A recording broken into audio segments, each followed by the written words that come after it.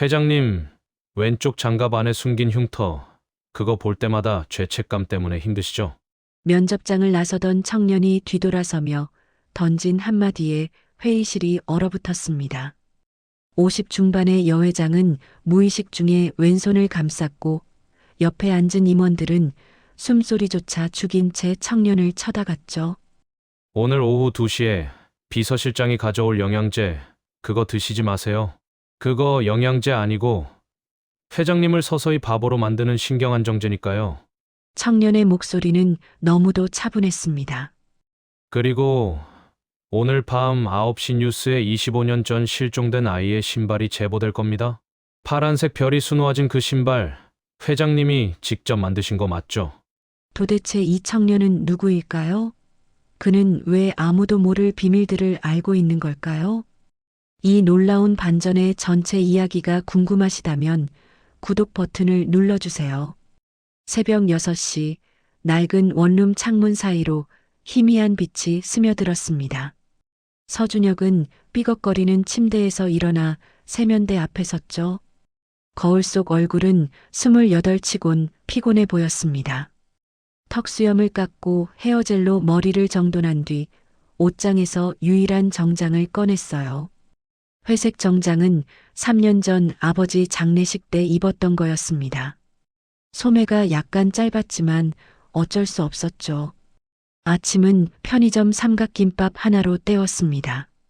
지하철역으로 걸어가는 내내 준혁은 스마트폰 화면만 들여다봤어요. 면접 공고를 다시 확인하고 저장해둔 사진 몇 장을 훑어봤습니다. 낡은 일기장 사진, 카세트 테이프 사진, 그리고 작은 신발 한 짝 사진이었죠. 준혁의 손가락이 화면 위에서 떨렸지만 표정만큼은 담담했습니다. 지하철은 출근 시간이라 사람들로 가득했습니다.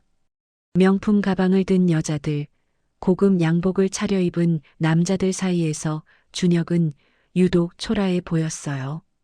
누군가 그의 어깨를 툭 치며 지나갔지만 사과 한마디 없었죠. 준혁은 아무 말 없이 구석으로 비켜섰습니다. 평소였으면 화가 났을 텐데 오늘은 이상하게 담담했어요. 오히려 미소가 번졌습니다. 오늘이 마지막이니까. 강남역에서 내려 고층 빌딩 숲을 걸었습니다. 유리로 뒤덮인 40층짜리 건물 앞에 섰을 때 준혁은 잠시 고개를 들어 꼭대기를 올려다봤죠. 한서희 회장.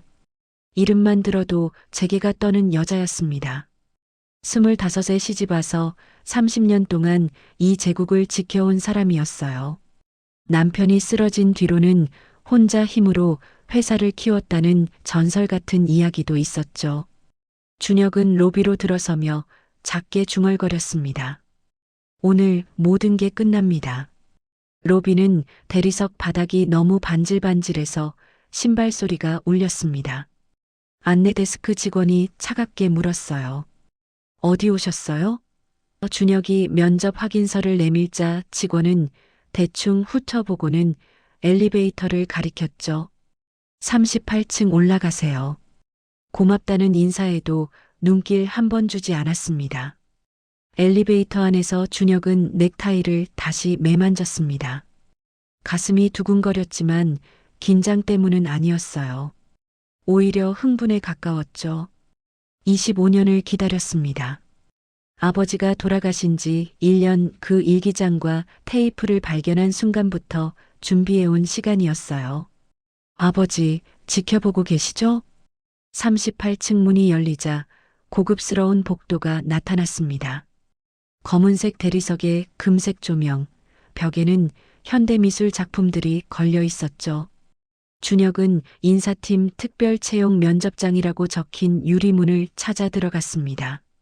안에는 대기실이 있었고 이미 4명의 지원자가 앉아 있었어요. 모두 준혁보다 훨씬 화려한 차림새였습니다. 명문대 로고가 박힌 서류 가방, 반짝이는 명품 시계, 빳빳한 고급 정장들이었죠. 준혁이 들어서자 몇몇이 힐끗 쳐다봤지만 곧 시선을 돌렸습니다. 저런 애도 오네. 그런 표정이었어요. 준혁은 구석자리에 앉아 조용히 핸드폰을 꺼냈습니다. 야, 너 어느 학교 나왔어? 옆 청년이 말을 걸어왔습니다. 명품 정장에 잘생긴 얼굴, 자신감이 넘쳐 보였죠. 준혁이 대답 없이 고개만 돌리자 청년은 코웃음 쳤어요. 아, 말 안 해도 알겠다. SKY는 아니겠네. 주변에서 낄낄거리는 웃음소리가 들렸습니다.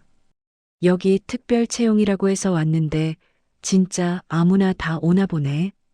준혁은 여전히 아무 말 없이 핸드폰만 들여다봤습니다. 화면에는 낡은 일기장의 한 페이지가 떠 있었어요. 25년 전 오늘 나는 죄를 지었다. 부인께 미안하다. 하지만 이 아이는 죄가 없다. 아버지의 글씨였습니다. 준혁의 손가락 끝이 하얗게 질렸지만 얼굴은 여전히 무표정이었죠. 서준혁 씨, 들어오세요. 안내 직원이 문을 열었습니다. 드디어 준혁의 차례였어요. 옆에 청년이 중얼거렸죠. 이제 10분도 안 돼서 나올 거야. 또 웃음소리가 터졌습니다. 준혁은 천천히 일어나 정장 재킷에 단추를 채웠어요. 심호흡을 한 번 하고는 유리문을 밀었습니다. 면접장은 생각보다 넓었습니다. 통유리창 너머로 서울 시내가 한눈에 내려다 보였고 길고 묵직한 회의 테이블이 가운데 놓여 있었죠. 테이블 건너편에는 4명이 앉아 있었습니다. 가운데 자리 가장 눈에 띄는 곳에 그녀가 있었어요. 한서희 회장이었습니다. 검은색 재킷에 진주 목걸이, 짧게 자른 머리는 단정했고 눈빛은 날카로웠죠. 50 중반이라고는 믿기지 않을 만큼 카리스마가 넘쳤습니다. 하지만 준혁의 시선은 그녀의 손으로 향했어요. 왼손에만 검은색 가죽 장갑을 끼고 있었습니다. 저거구나. 앉으세요. 여 회장의 목소리는 차가웠습니다. 준혁이 의자에 앉자 옆에 앉은 임원 한 명이 서류를 펼쳤어요. 서준혁, 28살, 지방사립대 경영학과 졸업. 경력은? 임원이 잠시 말을 멈췄습니다. 편의점 아르바이트 3년, 배달 아르바이트 2년. 이게 전부네요? 주변에서 피식 웃는 소리가 났습니다. 다른 임원이 끼어들었죠. 우리 회사 특별 채용에 이런 스펙으로 지원한 이유가 뭔가요? 조롱하는 투였어요. 준혁은 여 회장만 똑바로 쳐다보며 대답했습니다. 제가 필요한 사람이라고 생각했습니다. 짧고 분명한 대답이었죠. 여 회장이 처음으로 준혁을 제대로 쳐다봤습니다. 그녀의 눈썹이 살짝 올라갔어요. 20년 넘게 수많은 면접을 봤지만 저런 눈빛은 처음이었습니다. 두려움도 없고 아첨도 없고 그저 뭔가를 알고 있다는 확신만이 가득했죠. 묘한 기분이 들었습니다. 필요한 사람? 여 회장이 물었어요. 어떤 면에서 필요하다는 건가요? 준혁은 잠시 침묵했습니다. 그리고 천천히 입을 열었죠. 제가 회장님께 필요한 게 뭔지 회장님이 더 잘 아실 겁니다. 이상한 대답이었어요. 임원들은 어리둥절한 표정을 지었고 여 회장의 표정은 굳어졌습니다. 지금 장난하는 건가? 한 임원이 버럭 소리쳤습니다. 당장 나가. 하지만 여 회장이 손을 들어 제지했어요. 잠깐. 그녀는 준혁을 뚫어지게 응시했습니다. 왼손 장갑이 테이블 위에서 살짝 움찔했죠. 당신 어디서 왔죠? 준혁이 미소 지었습니다. 처음으로 입꼬리가 올라갔어요. 멀리서 왔습니다. 아주 오랜 시간을 걸어서 그의 눈에 뭔가 어두운 것이 스쳤습니다. 여 회장은 설명할 수 없는 불안감을 느꼈죠. 이 청년이 누군지, 왜 이곳에 왔는지, 그리고 저 눈빛은 대체 무엇인지.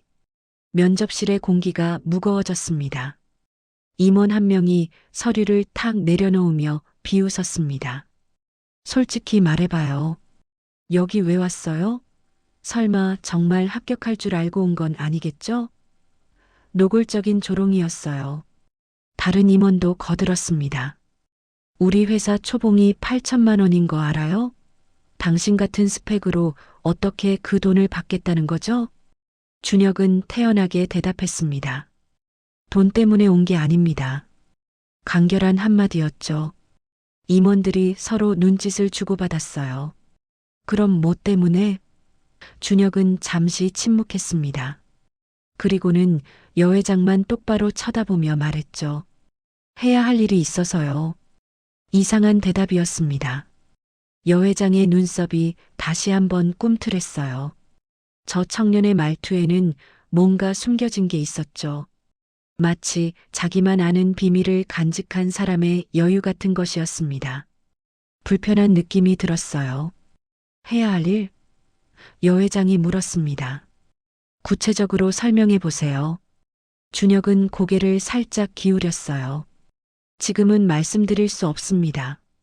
때가 되면 회장님이 아시게 될 겁니다. 또 이상한 답변이었죠. 임원 한 명이 화를 냈습니다. 야, 이 사람아. 지금 장난해? 나가. 하지만 여 회장은 손을 들어 제지했습니다. 이상하게도 이 청년을 내보내고 싶지 않았어요. 뭔가 더 알아내야 할 것 같았죠. 좋아요. 그럼 다른 질문하죠. 당신이 우리 회사에 기여할 수 있는 게 뭔가요? 정석적인 면접 질문이었습니다. 준혁이 처음으로 길게 대답했어요. 회장님께서 잃어버린 것을 찾아드릴 수 있습니다. 순간 회의실이 조용해졌습니다. 여 회장의 얼굴이 미세하게 굳었죠. 잃어버린 거? 그녀의 목소리가 낮아졌어요. 그게 무슨 뜻이죠? 준혁은 대답하지 않았습니다. 그저 의미심장하게 미소만 지었어요. 여 회장은 왼손 장갑을 만지작거렸습니다. 무의식적인 습관이었죠. 뭔가 불안했어요. 저 청년이 대체 무슨 말을 하고 있는 건지, 왜 자꾸 자신만 쳐다보는 건지 알 수가 없었습니다. 옆에 앉은 60대 비서실장 김태준이 끼어들었습니다. 회장님, 시간 낭비입니다. 이런 지원자는 그냥 내보내시죠. 그의 목소리는 차가웠어요. 하지만 준혁이 비서실장을 쳐다보자 김태준의 표정이 순간 굳었습니다. 준혁의 눈빛에 뭔가 있었거든요. 마치 당신도 알고 있어라고 말하는 듯한 시선이었죠. 김태준은 괜히 넥타이를 고쳐 매며 시선을 피했습니다. 이상한 일이었어요. 30년 넘게 재계를 주무른 그가 28 청년의 눈빛에 흔들리다니 말이죠. 여 회장은 그 모습을 놓치지 않았습니다. 뭔가 이상해. 마지막 질문입니다. 여 회장이 말했어요. 만약 당신을 뽑지 않는다면? 준혁은 천천히 일어서며 대답했습니다. 그럼 회장님이 후회하시겠죠. 건방진 말이었지만 이상하게도 협박처럼 들리지 않았어요. 오히려 확신에 찬 예언 같았습니다. 임원들은 어이없다는 표정을 지었죠. 지금 뭐라고 한 거야? 당장 나가. 하지만 여 회장은 조용했습니다. 그저 준혁을 뚫어지게 바라볼 뿐이었어요. 그녀의 머릿속에서는 수많은 생각이 스쳐갔습니다. 저 청년이 도대체 누구지?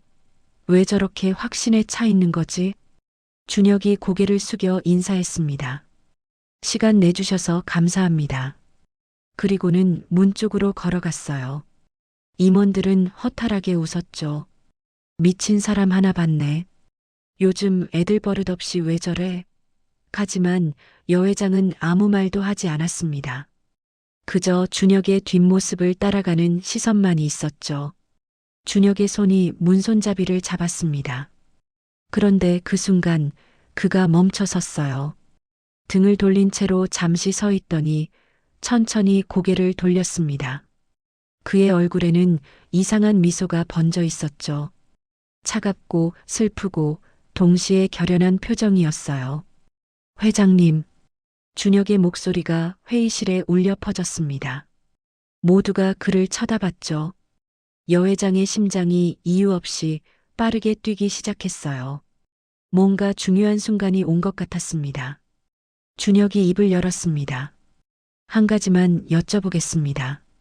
그의 눈이 여 회장의 왼손 장갑을 향했어요. 그 장갑, 왜 왼손에만 끼고 계세요? 그 순간 여 회장의 얼굴이 하얗게 질렸습니다. 옆에 있던 임원들도 당황했죠. 그건 회사에서 누구도 감히 묻지 못하는 질문이었거든요. 여 회장은 15년 전부터 왼손에만 검은 장갑을 꼈습니다. 여름에도 겨울에도 항상 왼손만이었죠. 이유를 아는 사람은 아무도 없었어요. 다만 그 아래에 큰 흉터가 있다는 소문만 돌았을 뿐이었습니다. 그런데 지금 처음 보는 청년이 그걸 물었어요. 넌, 여 회장의 목소리가 떨렸습니다. 넌 대체 누구야? 준혁은 대답 대신 다시 문을 열었습니다. 그리고 나가기 직전 마지막으로 한마디를 남겼죠. 그 흉터 아프셨죠? 25년 전 그날 밤 유리 파편에 베었을 때 여 회장의 눈이 커졌습니다. 어떻게 알지? 어떻게 저 청년이 그걸 알지? 그날은 남편도 비서실장도 아무도 몰랐던 일이었어요. 혼자 병원에 갔고 혼자 꿰맸고 혼자 울었던 밤이었습니다. 준혁이 복도로 사라졌습니다. 여 회장은 의자에서 일어나려다 주저앉았어요. 다리에 힘이 풀렸거든요. 임원들이 황급히 달려왔습니다. 회장님 괜찮으세요? 하지만 여 회장은 대답하지 못했죠. 그저 문을 바라볼 뿐이었습니다. 비서실장 김태준이 다가왔습니다. 제가 저 청년 신원 조회해 보겠습니다. 분명 뭔가 있을 겁니다. 여 회장은 천천히 고개를 끄덕였어요. 그래, 알아봐. 전부 다. 그녀의 목소리는 떨리고 있었습니다. 임원들이 나가고 회의실에는 여 회장만 남았습니다. 그녀는 천천히 왼손 장갑을 벗었어요. 손등에는 길고 깊은 흉터가 있었습니다. 25년 전 아들을 찾아 헤매다 폐가에서 넘어지며 생긴 상처였죠. 그때 유리 파편이 손을 관통했고 피가 멈추지 않았었어요. 여 회장의 눈에서 눈물 한 방울이 떨어졌습니다. 준혁아. 그녀는 작게 중얼거렸어요. 죽었다고 들었던 아들의 이름이었습니다. 하지만 곧 고개를 저었죠. 아니야, 그럴 리 없어. 준혁이는 죽었어. 복도에서는 준혁이 엘리베이터를 기다리고 있었습니다. 그의 주머니에는 스마트폰이 진동했어요. 화면에는 1단계 완료. 이 시에 약 투약 예정이라는 메시지가 떠 있었습니다. 준혁은 폰을 주머니에 넣으며 작게 웃었죠. 이제 시작이야, 어머니. 그의 목소리는 차가웠지만 어딘가 떨리고 있었습니다. 오후 2시가 되기 10분 전이었습니다. 여 회장은 집무실 책상 앞에 앉아 서류를 보고 있었지만 글자가 눈에 들어오지 않았어요. 머릿속에는 오전에 만난 그 청년의 얼굴만 맴돌았죠. 오후 2시에 비서실장이 가져올 영양제, 그거 드시지 마세요. 청년의 목소리가 귓가에 생생했습니다. 벽시계를 쳐다봤어요. 오후 1시 52분, 이제 8분 남았습니다. 여 회장은 무의식 중에 왼손 장갑을 만지작거렸죠. 흉터가 욱신거리는 것 같았어요. 25년 동안 아무에게도 말하지 않았던 그날 밤의 기억이 떠올랐습니다. 폐가의 계단을 올라가다 발을 헛디뎠고 손을 짚으며 넘어졌을 때 바닥에 깨진 유리병이 있었죠. 손바닥을 관통한 날카로운 통증, 쏟아지는 피, 그리고 텅 빈 방에서 혼자 울었던 그 밤이었습니다. 아들을 찾지 못했던 그날 밤의 절망이었어요. 어떻게 알지? 그 청년이 어떻게? 생각이 꼬리를 물었습니다. 그때 노크 소리가 들렸어요. 똑똑똑. 여 회장은 깜짝 놀라 고개를 들었죠. 벽시계는 정확히 오후 2시를 가리키고 있었습니다. 들어오세요. 목소리를 가다듬어 말했어요. 문이 열리고 비서실장 김태준이 들어왔습니다. 그의 손에는 은색 쟁반이 있었고 그 위에는 약병 하나와 생수 한 잔이 놓여 있었죠. 평소와 똑같은 모습이었어요. 하지만 오늘은 달랐습니다. 여 회장은 김태준의 얼굴을 유심히 살폈습니다. 30년을 함께 일한 사람이었죠. 남편이 쓰러진 후 회사를 지키는데 가장 큰 힘이 되어준 사람이기도 했어요. 신뢰했습니다. 아니, 신뢰한다고 믿었죠. 그런데 지금 그 얼굴이 낯설게 보였습니다. 회장님, 영양제 드시는 시간입니다. 김태준의 목소리는 언제나처럼 공손했어요. 하지만 여 회장은 그의 손을 봤습니다. 쟁반을 든 손이 미세하게 떨리고 있었죠. 설마, 가슴이 철렁했습니다. 고맙습니다. 여 회장이 말했어요. 그리고 약병을 집어들었죠. 평소 같으면 바로 입에 넣었을 겁니다. 10년 넘게 먹어온 영양제니까요. 하지만 오늘은 달랐어요. 손에 든 약을 한참 들여다봤습니다. 김태준이 물었습니다. 괜찮으십니까? 목소리에 약간의 긴장이 섞여 있었어요. 여 회장은 고개를 들어 그를 똑바로 쳐다봤죠. 실장님, 이 약 성분이 뭔지 아세요? 예상치 못한 질문이었습니다. 김태준의 눈이 순간 흔들렸어요. 당연히 영양제 아닙니까? 하지만 그의 목소리는 평소보다 약간 높았습니다. 여 회장은 그걸 놓치지 않았죠. 영양제요? 정확히 어떤 성분이죠? 김태준이 넥타이를 만지작거렸습니다. 그건 제가 의사가 아니라서. 여 회장은 약을 책상 위에 내려놨습니다. 오늘은 안 먹겠어요. 좀 속이 안 좋아서요. 김태준의 표정이 굳었어요. 하지만 회장님, 매일 같은 시간에 드셔야. 괜찮아요. 오늘 하루쯤은. 여 회장의 목소리는 단호했습니다. 김태준은 잠시 망설이다가 고개를 숙였습니다. 알겠습니다. 그럼 나중에 다시 가져오겠습니다. 그가 돌아서 나가려는데 여 회장이 불렀어요. 실장님. 김태준이 멈춰섰죠. 네, 회장님. 오늘 면접 본 청년들 명단 좀 주세요. 여 회장이 말했습니다. 특히 서준혁이라는 지원자, 그 사람 신원 조회 자세히 해주세요. 김태준의 등이 약간 굳었어요. 서준혁. 알겠습니다. 바로 조치하겠습니다. 문이 닫혔습니다. 여 회장은 혼자 남아 책상 위에 약을 내려다봤어요. 작고 하얀 알약이었죠. 10년 넘게 매일 먹었던 약이었습니다. 그런데 오늘은 이상하게 두려웠어요. 청년의 말이 계속 맴돌았습니다. 신경안정제라고. 여 회장은 조심스럽게 약을 서랍에 넣었습니다. 그리고 개인 휴대폰을 꺼내 번호를 눌렀어요. 대학 동기이자 약사인 친구였죠. 여보세요? 나야. 부탁 하나 할게. 약 성분 분석 좀 해줄 수 있어? 아무한테도 말하지 말고. 전화를 끊고 나서 여 회장은 깊은 한숨을 내쉬었습니다. 만약 청년의 말이 사실이라면? 만약 정말 김태준이 자신을 속였다면? 30년 동안 믿었던 사람이 배신자라면? 생각만 해도 끔찍했죠. 시간이 느리게 흘렀습니다. 오후 3시, 4시, 5시가 지나갔어요. 여 회장은 일이 손에 잡히지 않았습니다. 계속 시계만 쳐다봤죠. 청년이 말했던 밤 9시가 점점 다가오고 있었어요. 저녁 6시, 여 회장은 비서에게 말했습니다. 오늘은 집에서 저녁 먹겠어요. 차 준비해 주세요. 평소 같으면 회사에서 늦게까지 일했을 텐데 오늘은 달랐어요. 집에서 그 뉴스를 확인하고 싶었습니다.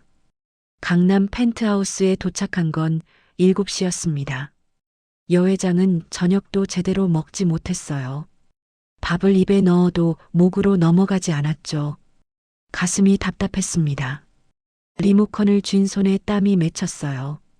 8시가 되자 여회장은 거실 소파에 앉았습니다. TV를 켜고 뉴스 채널을 틀었죠. 아직 1시간이나 남았지만 기다릴 수가 없었어요. 시계를 보고 TV를 보고 또 시계를 봤습니다. 시간이 너무 느리게 갔어요. 8시 30분, 여회장은 왼손 장갑을 벗었습니다. 손등에 긴 흉터를 손가락으로 쓰다듬었어요. 25년 전 그날 밤이 생생했죠. 아들을 찾아 헤매던 그 밤, 결국 찾지 못하고 돌아와야 했던 그 절망의 밤이었습니다. 병원에서는 아이가 죽었다고 했어요. 출생 당일 호흡곤란으로 사망했다고 했죠. 시신도 보지 못했습니다. 남편이 당신이 보면 더 힘들 거야 라며 막았거든요. 그냥 믿었어요. 바보같이 믿었죠. 그런데 1년 후 우연히 발견한 작은 신발 한 짝이 모든 걸 바꿔놨습니다. 그 신발은 자신이 직접 만든 거였어요. 임신했을 때 정성껏 수놓았던 파란색 별이 그려진 작은 신발이었죠. 집 창고에서 찾은 그 신발을 보는 순간 알았습니다. 내 아이는 살아있었구나. 적어도 신발을 신을 나이까지는. 그때부터 혼자 찾아다녔어요. 남편 몰래, 회사 사람들 몰래 사립 탐정을 고용하고 전국을 뒤졌죠. 하지만 아무런 단서도 찾을 수 없었습니다. 그러던 어느 날 밤, 폐가에서 그 신발과 똑같은 크기의 발자국을 발견했어요. 너무 기뻐서 계단을 뛰어 올라가다 넘어졌고, 그때 손에 유리 파편이 박혔습니다. 피가 멈추지 않았어요. 혼자 병원에 가서 꿰맸고, 혼자 집에 돌아와 울었죠. 남편에게도 말하지 않았습니다. 어차피 관심 없을 거라고 생각했거든요. 그 후로는 항상 장갑을 꼈어요. 흉터를 볼 때마다 아들 생각이 나서 견딜 수가 없었습니다. 8시 55분, 이제 5분 남았습니다. 여회장의 심장이 미친 듯이 뛰었어요. 손이 떨렸고 입술이 바짝 말랐죠. 설마 정말 뉴스에 나올까? 청년의 얼굴이 떠올랐습니다. 그 차갑고도 확신에 찬 눈빛이었어요. 8시 59분, TV 화면이 바뀌었습니다. 9시 뉴스 오프닝이 시작됐어요. 앵커의 목소리가 들렸죠. 안녕하십니까? 9시 뉴스입니다. 여회장은 소파 끝을 움켜쥐었습니다. 숨을 멈춘 채 화면을 응시했어요. 앵커가 첫 뉴스를 시작했습니다. 오늘 시청자 제보를 통해 25년 전 실종된 아이와 관련된 물품이 발견됐습니다. 여회장의 눈이 커졌습니다. TV 화면이 바뀌었습니다. 앵커 옆에 사진 한 장이 떴어요. 작고 낡은 아기 신발이었죠. 여회장의 숨이 멎었습니다. 화면 속 신발에는 파란색 실로 수놓은 별이 선명하게 보였거든요. 자신이 만든 그 별이었어요. 시청자께서 오늘 오후 제보해 주신 이 신발은 25년 전 실종 신고된 영아와 관련이 있을 것으로 추정됩니다. 앵커의 목소리가 계속됐죠. 신발에 수놓아진 독특한 별 문양이 당시 실종 아동의 특징과 일치한다는 제보자의 주장입니다. 여회장의 손이 입을 틀어막았습니다. 몸이 떨렸어요. 화면은 신발을 여러 각도에서 비췄죠. 달아빠진 밑창, 색이 바랜 천, 그리고 그 파란 별이었습니다. 틀림없었어요. 자신이 임신 8개월 때 밤새워 만들었던 그 신발이 맞았습니다. 제보자는 익명을 요청했으며 신발의 발견 경위에 대해서는 밝히지 않았습니다. 앵커가 말을 이었어요. 경찰은 이 신발의 진위 여부를 확인 중이며 당시 실종 사건과의 연관성을 조사하고 있습니다. 여회장은 소파에서 무너졌습니다. 두 손으로 얼굴을 감싸고 흐느꼈어요. 25년 동안 참았던 눈물이 쏟아졌죠. 준혁아, 준혁아. 아들의 이름을 부르며 울었습니다. 거실의 울음소리만 메아리 쳤어요. 얼마나 울었을까요? 시계는 밤 10시를 가리키고 있었습니다. 여 회장은 눈물 범벅이 된 얼굴로 휴대폰을 집어들었어요. 청년의 말이 맞았습니다. 정확히 9시 뉴스에 정확히 그 신발이 나왔죠. 어떻게 알았을까요? 도대체 그 청년은 누구일까요? 그때 휴대폰이 울렸습니다. 대학 동기인 약사 친구였어요. 여 회장은 서둘러 전화를 받았죠. 여보세요? 목소리가 떨렸습니다. 친구의 목소리가 심각했어요. 서희야, 너 지금 괜찮아? 무슨 일이야? 여 회장이 물었습니다. 친구가 한숨을 쉬었어요. 내가 준 약 성분 분석했어. 이거 영양제 아니야. 여 회장의 심장이 쿵 내려앉았죠. 그럼 뭔데? 친구의 대답이 들려왔습니다. 신경안정제야. 그것도 아주 강한 거. 뭐라고? 여 회장의 목소리가 떨렸어요. 친구가 계속 설명했습니다. 장기 복용하면 기억력 장애가 올 수 있어. 판단력도 흐려지고 심하면 치매 초기 증상 같은 게 나타날 수도 있지. 서희야, 너 이거 누가 준 거야? 당장 복용 중단해야 돼. 전화를 끄는 여 회장은 소파에 주저앉았습니다.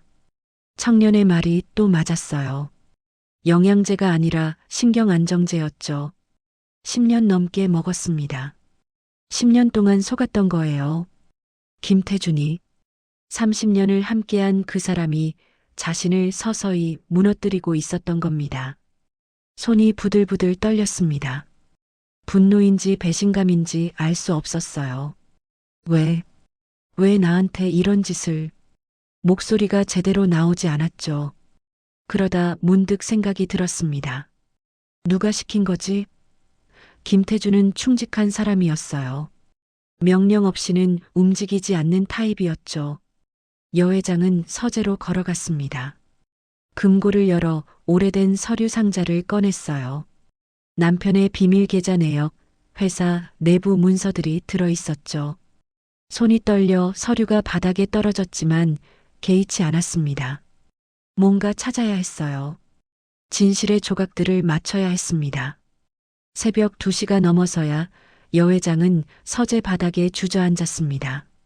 주변에는 서류들이 흩어져 있었고 그녀의 눈은 충혈되어 있었죠. 아무것도 찾지 못했어요.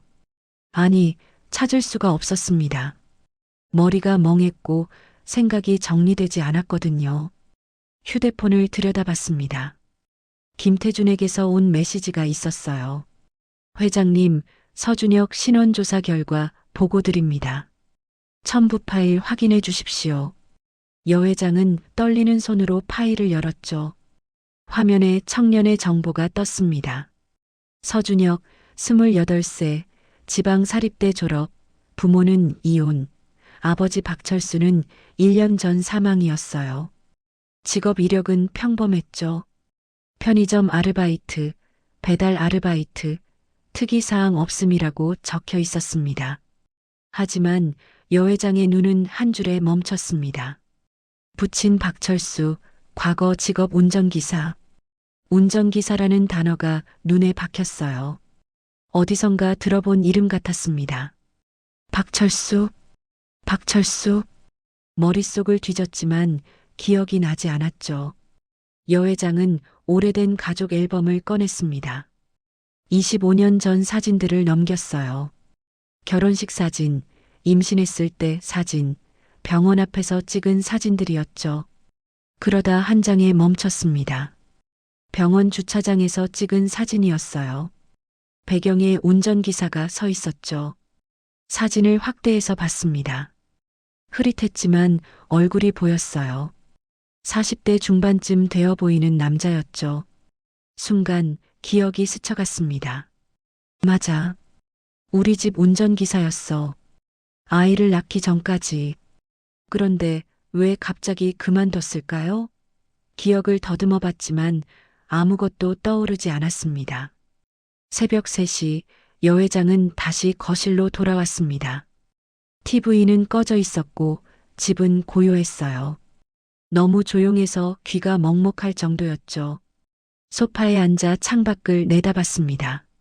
서울의 야경이 반짝였지만 눈에 들어오지 않았어요. 서준혁, 박철수의 아들. 생각이 꼬리를 물었습니다. 청년은 왜 면접에 왔을까요? 왜 자신에게 그런 말들을 했을까요? 흉터를 어떻게 알았고 신발은 어떻게 찾았으며 약의 정체는 또 어떻게 안 걸까요? 머리가 터질 것 같았습니다. 그때 초인종이 울렸습니다.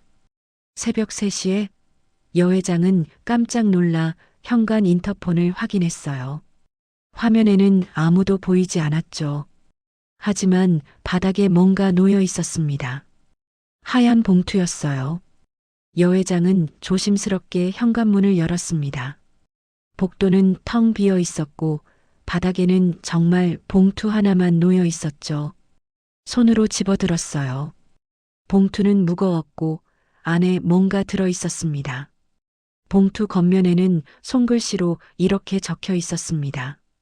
어머니께. 여 회장의 손이 부르르 떨렸어요. 어머니라고? 누가 자신을 어머니라고 부르는 거죠? 심장이 미친 듯이 뛰었습니다.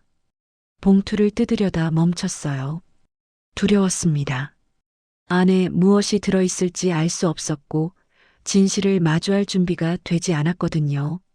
하지만 동시에 알고 싶었죠. 이 모든 것의 답을 알고 싶었습니다. 여 회장은 봉투를 가슴에 꼭 안았습니다. 눈물이 다시 흘렀어요. 준혁아, 넌 정말 살아있는 거니? 작게 중얼거렸죠. 봉투에서는 낡은 종이 냄새가 났습니다.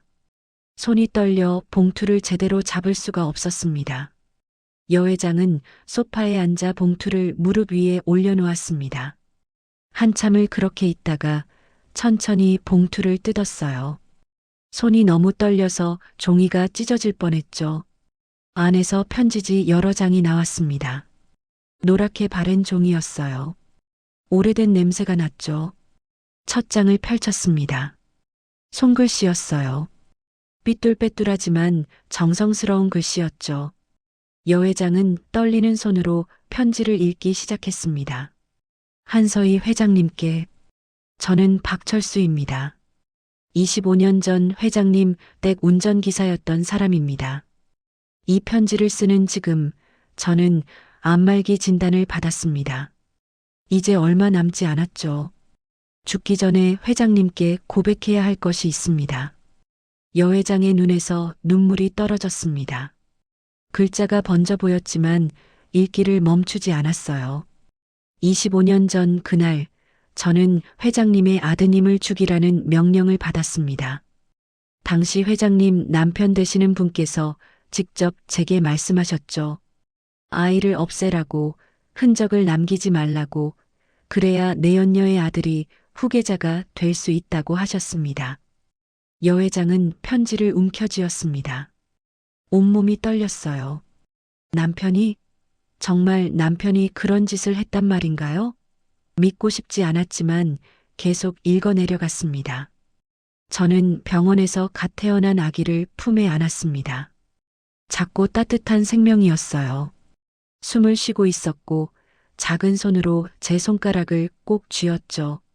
차마 죽일 수가 없었습니다. 저도 아이를 가진 아버지였거든요. 그래서 결심했습니다. 제 아들로 키우겠다고. 여 회장은 흐느끼기 시작했습니다. 소리내어 울었어요.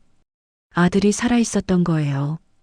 25년 동안 죽었다고 믿었던 아들이 어딘가에서 살아 숨쉬고 있었던 겁니다. 회장님께 정말 죄송합니다. 제가 아이를 데려간 것도 25년 동안 숨긴 것도 모두 제 잘못입니다. 하지만 한 가지만은 알아주십시오. 저는 준혁이를, 아니 회장님의 아드님을 진심으로 사랑했습니다. 제 모든 걸 바쳐 키웠어요. 가난했지만 행복했습니다. 여 회장은 편지를 가슴에 안았습니다. 고맙습니다. 정말 고맙습니다. 운전기사에게 감사했어요. 아들을 살려준 것에 대해, 키워준 것에 대해 말이죠. 다음 장을 넘겼습니다. 편지는 계속됐어요. 준혁이는 착한 아이로 자랐습니다. 어려운 환경에서도 불평 한마디 하지 않았죠. 제가 아프기 시작하면서 준혁이에게 모든 것을 말했습니다. 내가 누구의 아들인지, 어떻게 우리 가족이 되었는지 전부 말이에요. 준혁이는 울면서 물었습니다. 엄마는 어디 있냐고, 왜 자기를 버렸냐고요. 여회장의 가슴이 찢어지는 것 같았습니다. 아들이 그렇게 물었다니, 자신을 원망했다니 견딜 수가 없었어요. 하지만 저는 준혁이에게 말했습니다. 어머니는 널 버린 게 아니라고, 속은 거라고요. 어머니도 내가 죽었다고 믿었다고 말이죠.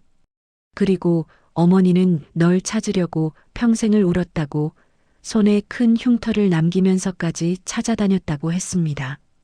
여회장은 왼손을 내려다봤습니다. 장갑을 벗은 손등에는 긴 흉터가 있었죠. 25년 전 그날 밤의 상처였어요. 운전기사가 그것까지 알고 있었다는 게 놀라웠습니다. 죄송합니다, 회장님. 제가 회장님을 지켜봤습니다. 멀리서지만 몰래 따라다니며 확인했어요. 회장님이 사립탐정을 고용하는 것도, 혼자 폐가를 찾아가는 것도, 다친 손을 감싸고 우는 것도 다 봤습니다. 그때마다 나가서 말하고 싶었지만 차마 용기가 나지 않았어요. 편지의 마지막 장이었습니다. 여회장은 눈물을 닦으며 읽었어요. 이제 저는 떠납니다.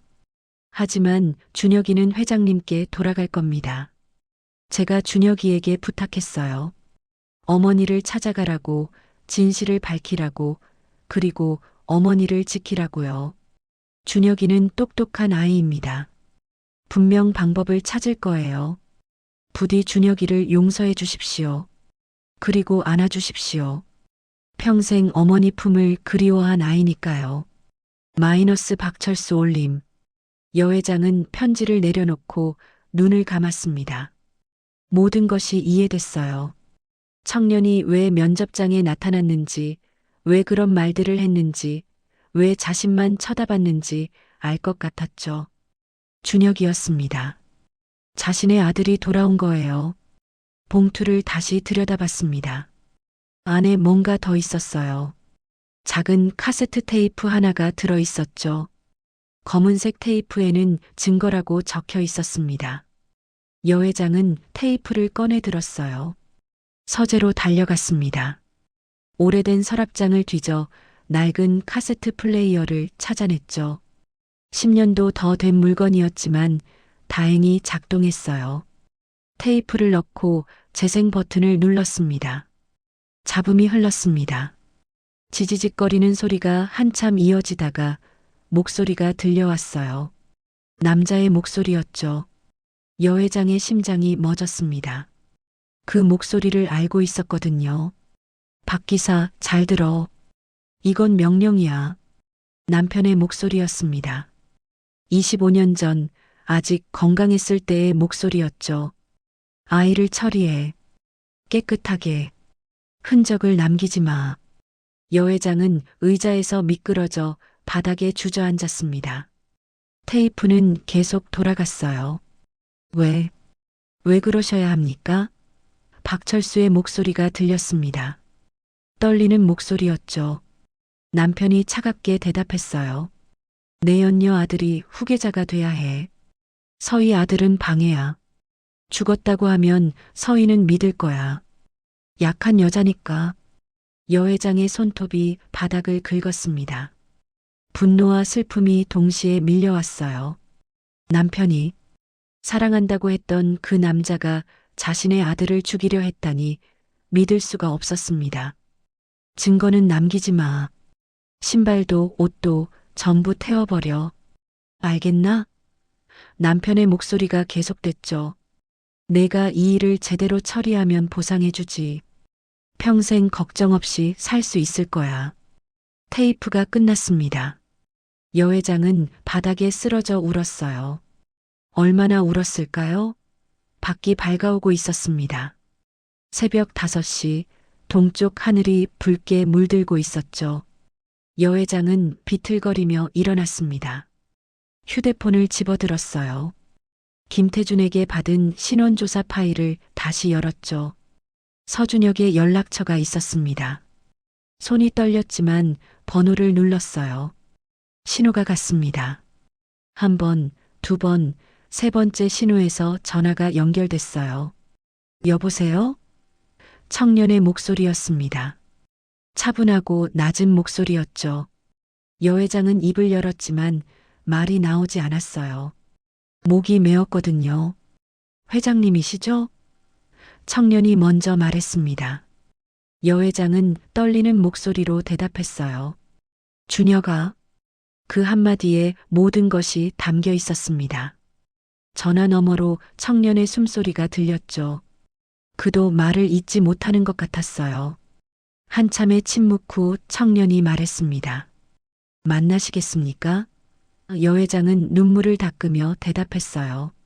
그래. 만나자. 어디서? 청년이 주소를 알려줬습니다. 한강 근처의 조용한 카페였죠. 오늘 오후 3시 그곳에서 기다리겠습니다. 여 회장은 고개를 끄덕였어요. 알았어. 갈게. 전화를 끊고 나서 여 회장은 거울 앞에 섰습니다. 거울 속 자신의 모습은 처참했어요. 눈은 퉁퉁 붓고 머리는 헝클어져 있었죠. 하지만 상관없었습니다. 지금 중요한 건 하나뿐이었어요. 아들을 만나러 가는 것이었습니다. 오후 3시 여 회장은 한강이 내려다 보이는 작은 카페 앞에 섰습니다. 평소 같으면 비서와 함께 움직였을 텐데 오늘은 혼자였어요. 누구에게도 말하지 않았죠. 이 만남은 철저히 비밀이어야 했습니다. 카페 안으로 들어갔습니다. 구석자리에 청년이 앉아 있었어요. 창가를 바라보고 있던 준혁이 고개를 돌렸죠. 두 사람의 눈이 마주쳤습니다. 여 회장의 다리가 후들거렸어요. 가까이서 보니 확실했습니다. 눈매가 자신을 닮았고 이마의 생김새는 죽은 아버지를 닮았더군요. 앉으세요. 준혁이 먼저 말했습니다. 목소리는 차분했지만 떨리고 있었어요. 여 회장은 천천히 그 맞은편에 앉았죠. 한참 동안 아무 말도 하지 못했습니다. 뭐라고 시작해야 할지 알 수가 없었거든요. 편지, 잘 읽었니? 여 회장이 먼저 입을 열었습니다. 준혁은 고개를 끄덕였어요. 아버지가 돌아가시기 전에 준비하신 거예요. 회장님께 전하라고 하셨죠. 아버지라는 단어에 여 회장의 가슴이 쓰렸습니다. 박철수를 아버지라고 부르는 게 당연했지만 왠지 모를 질투가 느껴졌어요. 아버지는 좋은 분이셨니? 여 회장이 물었습니다. 준혁의 눈에 눈물이 맺혔어요. 최고의 아버지셨습니다. 목소리가 갈라졌죠. 가난했지만 전 행복했어요. 아버지는 제게 모든 걸 주셨으니까요. 여 회장은 왼손 장갑을 벗었습니다. 흉터를 보여주고 싶었어요.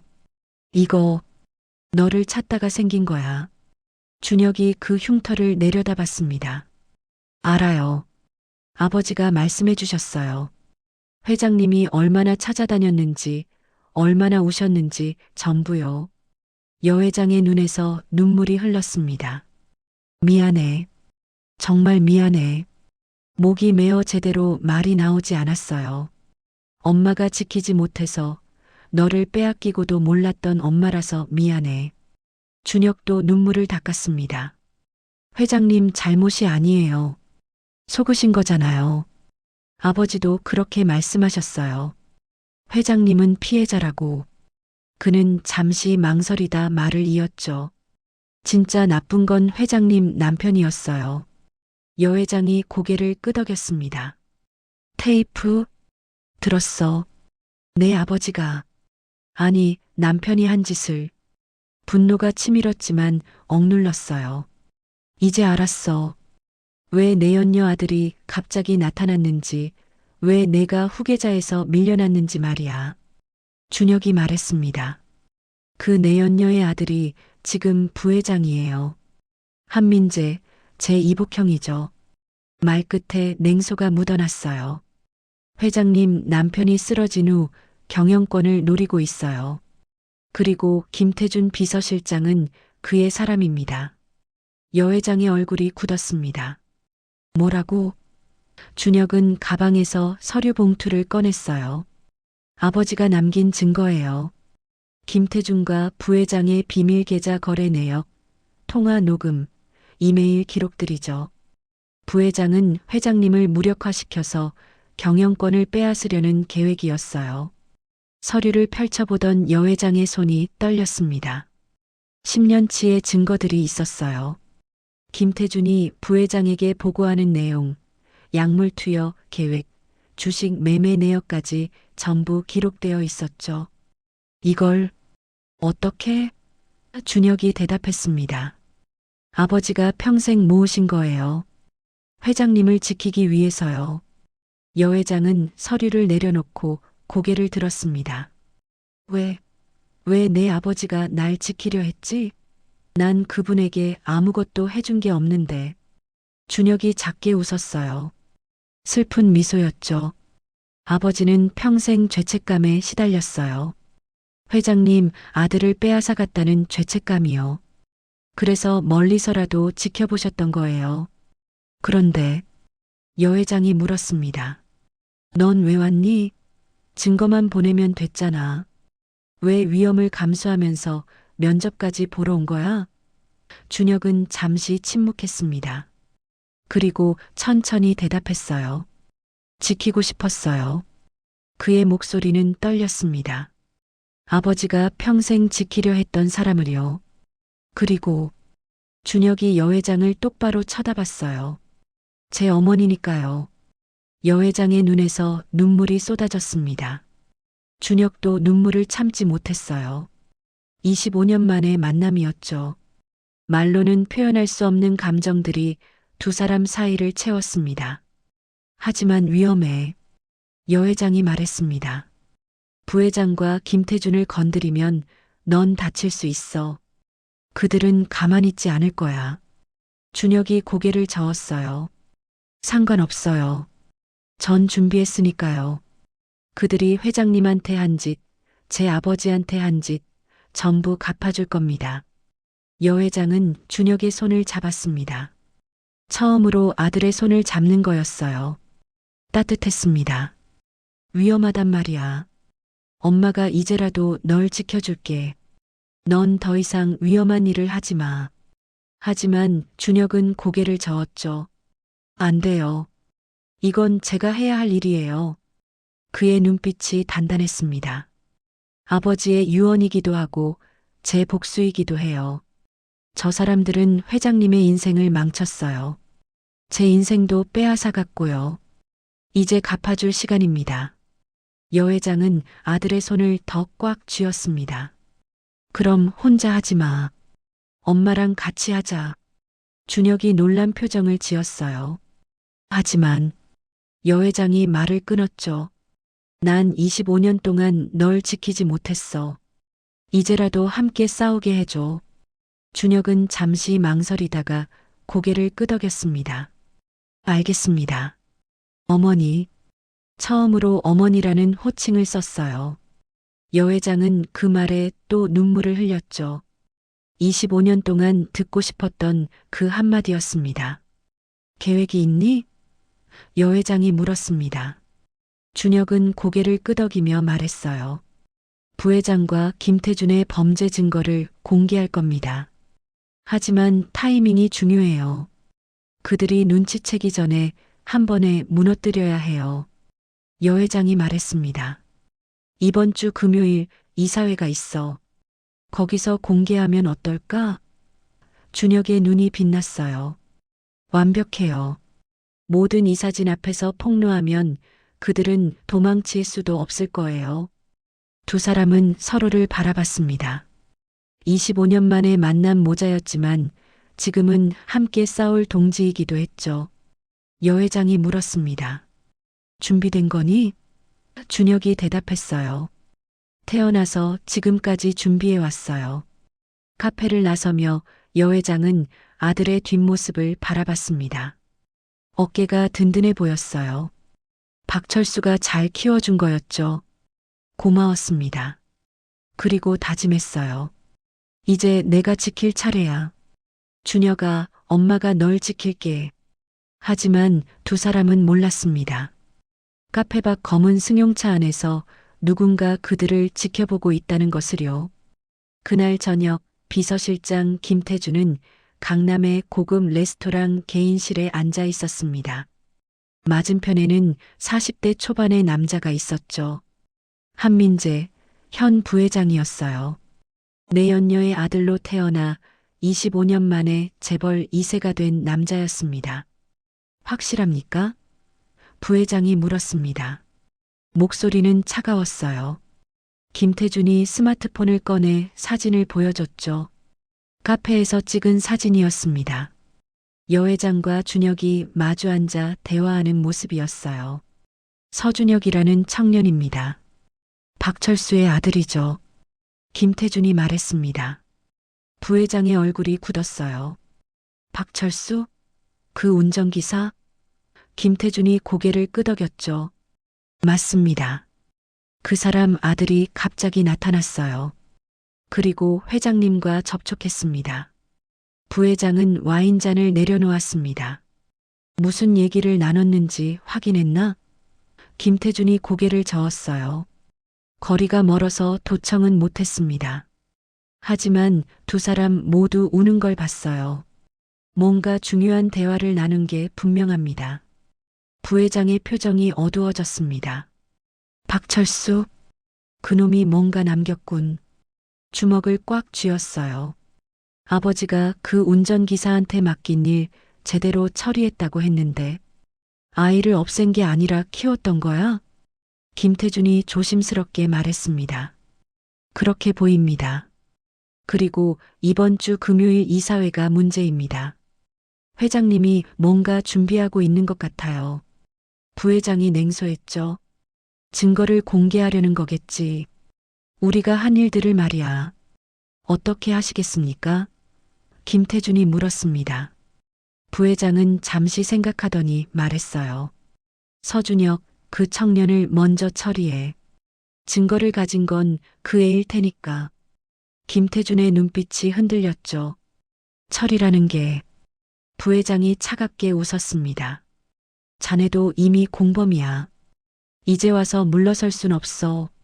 그날 밤 11시 준혁은 원룸에 돌아왔습니다. 오늘 어머니를 만났던 기억이 떠올랐어요. 따뜻했습니다. 25년 만에 품어본 엄마의 손은 생각보다 작고 떨리고 있었죠. 문을 열고 들어서는데 뭔가 이상했습니다. 집안이 너무 조용했어요. 항상 켜두는 현관등이 꺼져 있었죠. 준혁은 본능적으로 뒤를 돌아봤습니다. 복도 끝에서 검은 옷을 입은 남자 둘이 걸어오고 있었어요. 심상치 않은 분위기였죠. 준혁은 재빨리 문을 잠그고 창문으로 달려갔습니다. 3층이었지만 비상계단이 있었어요. 창문을 열고 밖으로 나가는 순간 문을 두드리는 소리가 들렸죠. 쿵쿵쿵. 거칠게 문을 차는 소리였습니다. 준혁은 비상계단을 뛰어내려갔습니다. 심장이 미친 듯이 뛰었어요. 증거, 가방 속 서류들이 떠올랐죠. 다행히 오늘 중요한 건 전부 가져나왔습니다. 하지만 집에도 일부 남아 있었어요. 1층에 도착했을 때 뒤에서 발소리가 들렸습니다. 그들이 쫓아오고 있었어요. 준혁은 골목길로 뛰어들었죠. 밤거리를 정신없이 달렸습니다. 숨이 턱까지 찼지만 멈출 수 없었어요. 편의점 불빛이 보였습니다. 준혁은 안으로 뛰어들어갔죠. 알바생이 놀라 쳐다봤어요. 도와주세요. 준혁이 숨을 헐떡이며 말했습니다. 누가 저를 쫓아와요. 경찰 불러주세요. 알바생이 당황하며 전화를 꺼냈죠. 뒤를 돌아보니 검은 옷의 남자들이 편의점 앞에 서 있었습니다. 하지만 안으로 들어오진 않았어요. CCTV가 있었거든요.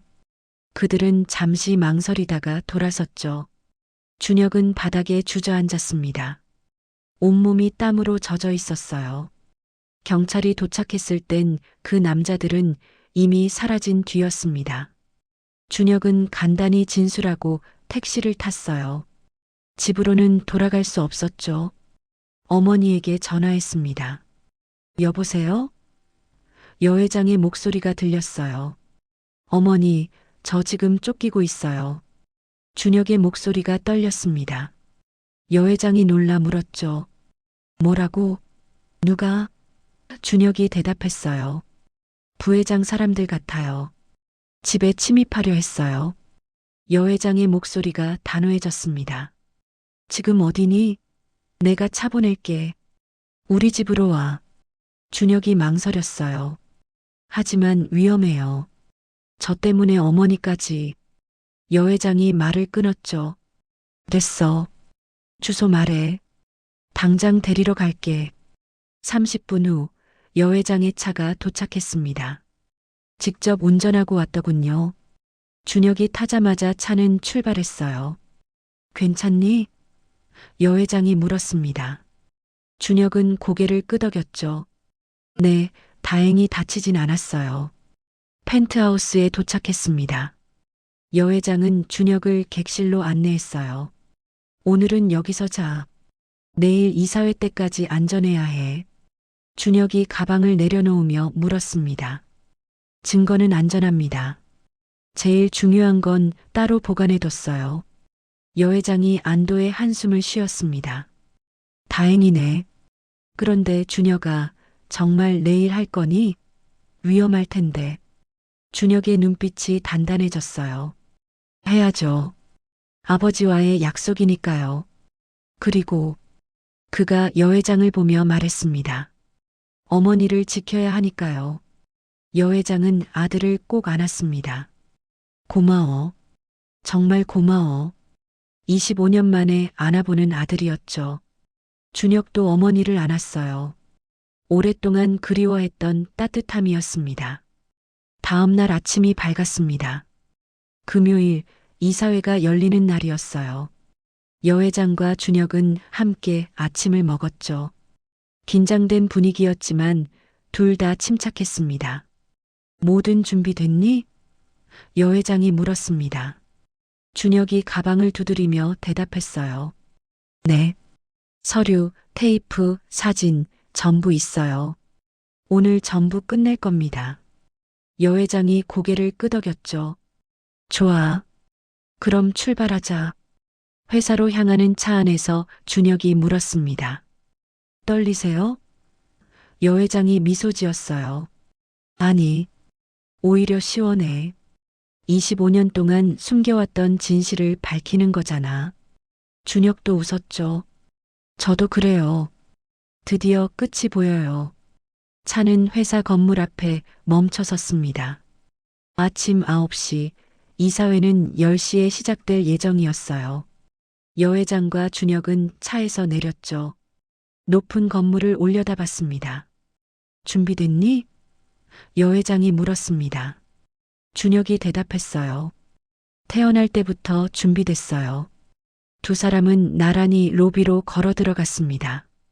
오늘 모든 것이 끝나는 날이었어요. 엘리베이터 안에서 준혁은 가방을 꽉 쥐었습니다. 그 안에는 아버지 박철수가 평생 모은 증거들이 들어 있었죠. 오늘 이 증거들이 진실을 밝힐 거예요. 38층 이사회실 앞에 도착했습니다. 문 앞에는 이미 이 사진들이 모여 있었어요. 그리고 그 가운데 부회장 한민재가 서 있었죠. 그는 여 회장을 보더니 비웃었습니다. 어머니 오셨군요. 어머니라는 호칭이 조롱처럼 들렸어요. 그의 시선이 준혁에게 향했죠. 그리고 이 친구는 누구죠? 여 회장이 대답했습니다. 내 아들이야. 진짜 후계자. 이사회실의 공기가 얼어붙었습니다. 이사회실 문이 열렸습니다. 길고 묵직한 테이블 양쪽으로 10여 명의 이사진이 앉아 있었어요. 회사의 최고 의사결정권자들이었죠. 모두의 시선이 여 회장과 준혁에게 쏠렸습니다. 여 회장이 상석에 앉았습니다. 준혁은 그 옆에 섰어요. 부회장 한민재는 건너편에 앉아 비웃고 있었죠. 비서실장 김태준은 구석 자리에서 불안한 표정을 짓고 있었습니다. 이사회를 시작하겠습니다. 여 회장의 목소리는 단호했어요. 오늘은 특별한 안건이 있습니다. 우리 회사에서 25년 동안 숨겨져 왔던 진실을 밝히려 합니다. 이 사진들이 웅성거렸죠. 부회장이 끼어들었습니다. 어머니, 갑자기 무슨 말씀이십니까? 그리고 저 청년은 대체 누구죠? 여 회장이 준혁을 보며 말했어요. 내 아들이야. 25년 전 태어났지만 죽었다고 알려진 내 친아들. 회의실이 술렁거렸습니다. 뭐라고? 회장님, 아들이 살아있었어? 부회장의 얼굴이 굳었어요. 말도 안 됩니다. 증거가 있습니까? 여 회장이 고개를 끄덕였죠. 있지. 증거가 아주 많아. 준혁이 가방을 열었습니다. 서류 뭉치를 꺼내 테이블 위에 펼쳤어요. 이건 박철수 당시 운전기사가 남긴 일기입니다. 25년 전 그날의 기록이죠. 한 이사가 일기를 집어들었습니다. 읽어 내려가던 그의 얼굴이 점점 굳어졌어요. 준혁이 계속 말했습니다.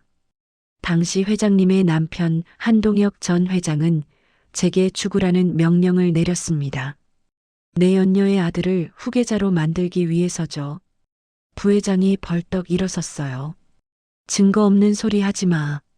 증거? 준혁이 냉소했습니다. 있지. 그는 낡은 카세트 플레이어를 꺼냈어요. 테이블 위에 올려놓고 재생 버튼을 눌렀죠. 지지직거리는 소리 후 목소리가 흘러나왔습니다. 박 기사, 잘 들어. 이건 명령이야.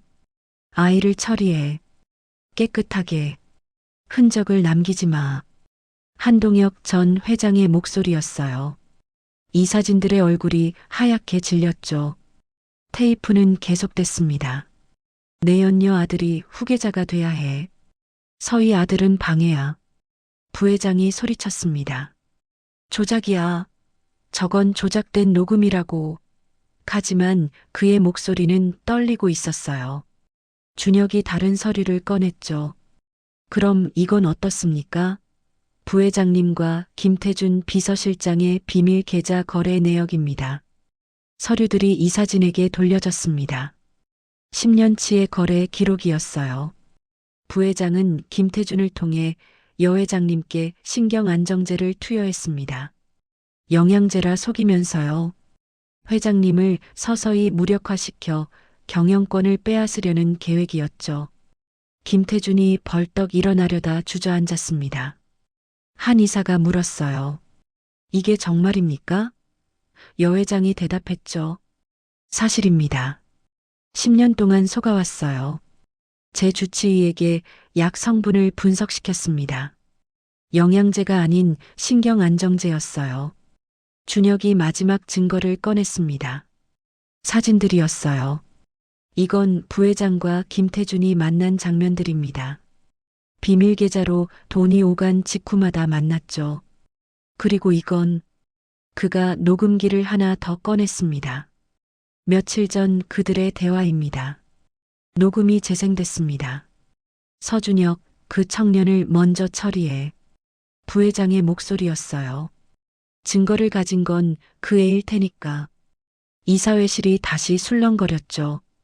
부회장이 창백해졌습니다. 한 이사가 부회장을 노려봤습니다. 이게 대체 무슨 짓입니까? 다른 이사도 거들었어요. 회장님을 무력화시키려 했다니 이건 범죄 아닙니까? 부회장은 입만 벙긋거릴 뿐 아무 말도 하지 못했습니다. 여 회장이 일어섰습니다.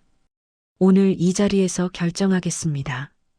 한민재 부회장과 김태준 비서실장을 즉시 해임하고 검찰에 고발하겠습니다. 이 사진들이 고개를 끄덕였어요. 찬성합니다. 당연히 그래야죠. 그때 회의실 문이 열렸습니다. 경찰들이 들어왔어요. 여 회장이 미리 연락해둔 거였죠. 한민재 씨, 김태준 씨, 업무상 배임과 상해, 미수 혐의로 체포하겠습니다. 수갑이 채워졌습니다. 부회장이 여 회장을 노려봤어요. 어머니, 아니, 한서희 회장. 당신도 결국 똑같아. 아버지처럼 냉혹하잖아. 여 회장이 차갑게 대답했죠. 내 아버지가 내 아들을 죽이려 했어. 널 위해서. 그런 사람과 나를 비교하지 마. 부회장과 김태준이 끌려나갔습니다. 회의실에는 여 회장과 준혁 그리고 이사진만 남았어요. 한월로 이사가 물었습니다. 그럼 회장님, 앞으로 후계는 어떻게 하실 겁니까? 여 회장이 준혁을 바라봤습니다. 준혁은 고개를 저었어요. 저는 회사에 관심 없습니다. 조용히 말했죠. 제가 온 이유는 단 하나였어요. 어머니를 지키는 것. 그 이상도 이하도 아닙니다. 여 회장의 눈에 눈물이 맺혔습니다. 준혁아. 준혁이 미소 지었어요. 전 그냥 어머니 곁에 있고 싶어요. 회사나 돈은 중요하지 않아요. 25년 동안 그리워했던 건 어머니였으니까요. 이사회가 끝나고 두 사람은 옥상으로 올라갔습니다. 서울 시내가 한눈에 보였어요. 햇살이 따뜻했죠. 여 회장이 준혁의 손을 잡았습니다. 고마워. 정말 고마워. 너 때문에 내가 살았어. 준혁이 고개를 저었어요. 제가 감사하죠. 저를 낳아주셔서 그리고 평생 찾아주셔서요. 두 사람은 서로를 안았습니다. 25년 만의 포옹이었지만 이제 영원히 함께할 수 있었어요. 준혁아, 이제 뭐하고 싶니? 여 회장이 물었습니다. 준혁이 하늘을 올려다봤어요. 아버지 산소에 가고 싶어요. 박철수 아버지요. 다 끝났다고 말씀드려야죠. 여 회장이 고개를 끄덕였습니다. 그래, 같이 가자. 나도 인사드려야 해. 다음 날 두 사람은 경기도 외곽의 작은 공원묘지를 찾았습니다. 박철수의 묘 앞에 섰어요. 검소한 비석이었죠. 준혁이 무릎을 꿇고 절했습니다. 아버지, 다 끝났어요. 어머니를 지켰어요. 여 회장도 무릎을 꿇었습니다. 눈물이 흘렀어요. 박철수 씨, 정말 감사합니다. 제 아들을 살려주셔서, 키워주셔서 감사합니다. 평생 갚아도 못 갚을 은혜입니다. 바람이 불었습니다. 마치 대답처럼 나뭇잎들이 흔들렸죠. 준혁이 말했습니다. 아버지가 그러셨어요. 진짜 가족은 피가 아니라 마음이라고요. 저를 지키려 했던 마음, 어머니를 지키려 했던 마음이 진짜 가족을 만든다고요. 여 회장이 고개를 끄덕였어요. 맞아. 정말 맞는 말이야. 그날 저녁 두 사람은 함께 저녁을 먹었습니다. 평범한 식탁이었어요. 김치찌개와 밥, 반찬 몇 가지였죠. 화려한 재벌가 식사가 아닌 그저 엄마와 아들의 저녁이었습니다. 엄마. 준혁이 처음으로 편하게 불렀어요. 여 회장이 미소 지었죠. 응? 준혁이 말했습니다. 행복해요. 지금이. 여 회장도 웃었습니다. 나도. 정말 행복해. 창밖으로 별이 빛나고 있었습니다. 25년 만에 찾은 평화였어요. 돈도 권력도 회사도 중요하지 않았습니다. 지금 이 순간 함께 있다는 것만으로 충분했죠. 준혁은 생각했습니다. 아버지, 저 행복해요. 어머니도 웃고 계세요. 아버지 덕분이에요. 여 회장도 생각했어요. 준혁아, 이제 엄마가 평생 지켜줄게. 다신 놓치지 않을 거야. 밤은 깊어갔지만 두 사람의 집은 따뜻했습니다.